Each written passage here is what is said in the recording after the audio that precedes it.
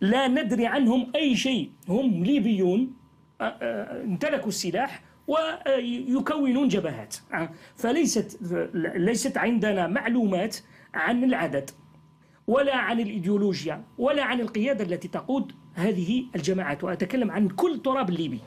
واحد. اثنين، أن الكتلة الأسلحة الموجودة في ليبيا تخشاها مصر وتخشاها الجزائر وتخشاها دول أخرى، فمن تدخل في ليبيا من دول الجوار سيكلفه ذلك ثمنا باهظا. أعطي معلومة لا أدري إن كانت قد كشف عنها أم لا.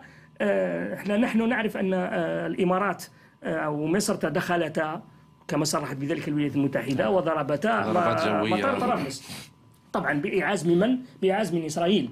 بإعاز من إسرائيل. لماذا؟ لأن وجدت الصواريخ التي ضربت بها إسرائيل من غزة وجد أن بعضها مصدرها ليبيا، فإذا أظن أن التدخل في ليبيا هو تدخل مرفوض. نحن نرفض إطلاقا، أنا جزائري وأرفض أن تتدخل الجزائر في شؤون ليبيا.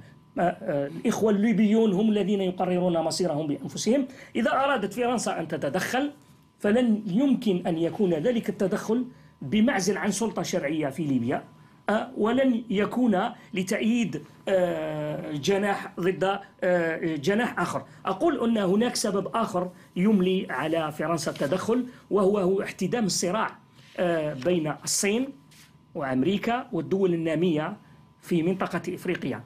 وربما نعرف ما وقع لفرنسا في رواندا وفي غير الدول عندما فقدت الآن فقدت رتبتها وفقدت نفوذها. فهذا التدخل الفرنسي يمليه أيضا محاولة الحفاظ على المصالح وسد الطريق أمام الصين التي الآن والدول النامية وتركيا وغيرها التي الآن أصبحت لها كلمتها في هذه المنطقة. والأيام